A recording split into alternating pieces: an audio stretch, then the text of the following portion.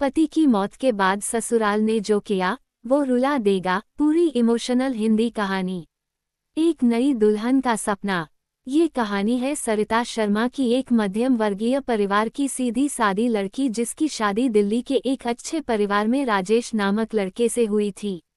शादी के समय सरिता की आंखों में सपने थे, प्यार का, सम्मान का और एक नए परिवार को अपनाने का।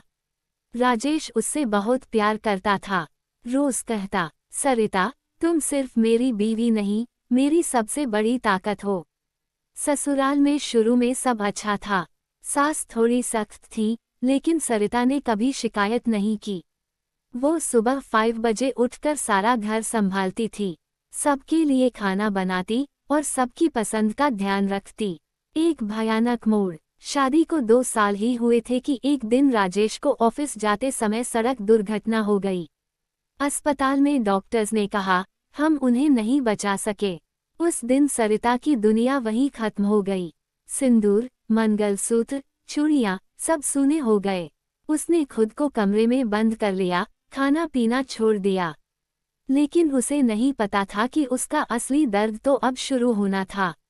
रिश्तों की असलियत। शोक के चौथे दिन सास ने सरिता से कहा, अब जब हमारा बेटा ही नहीं रहा तो तेरे रहने का क्या मतलब।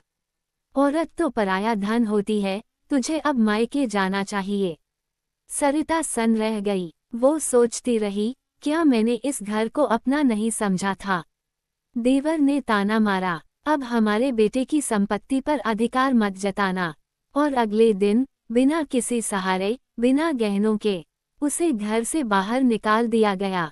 सड़क पर संघर्ष। सरिता मायके गई, लेकिन वहां भी माँ बाप ने कहा, अब तू हमारे लिए बोझ है। अब वो अकेली थी, एक विधवा, समाज की नजरों में बेकार। वो मंदिर के बाहर बैठती, कभी प्रसाद मांगती, कभी पानी। कई रातें बिना खाए बीतती थीं। लेकिन एक दिन एक एनजीओ की महिला आई, जो विधवाओं के लिए काम करती थी। उसने सरिता को सहारा दिया, हॉस्टल में रहने की जगह दिलाई। खुद से लड़ाई, खुद से जीत।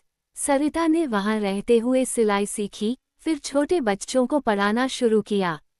धीरे धीरे उसकी कमाई हुई 100 रुपीस प्रतिदिन। वो कहती थी, शुरू में मैंने सोचा मैं खत्म हो गई, लेकिन फिर जाना, मैं टूटी जरूर थी, पर कमजोर नहीं थी। कुछ सालों में सरिता ने अपने दम पर इतना कमा लिया कि एक छोटा सा विधवा सहायता केंद्र शुरू कर लिया।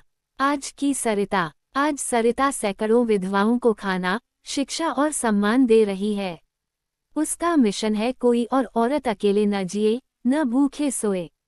जब कोई उससे पूछता है, क्या आप अपने ससुराल से नफरत करती हैं, वो मुस्कुराकर कहती है, नफरत करने से कुछ नहीं होता, मैंने दर्द को ही अपनी ताकत बना लिया।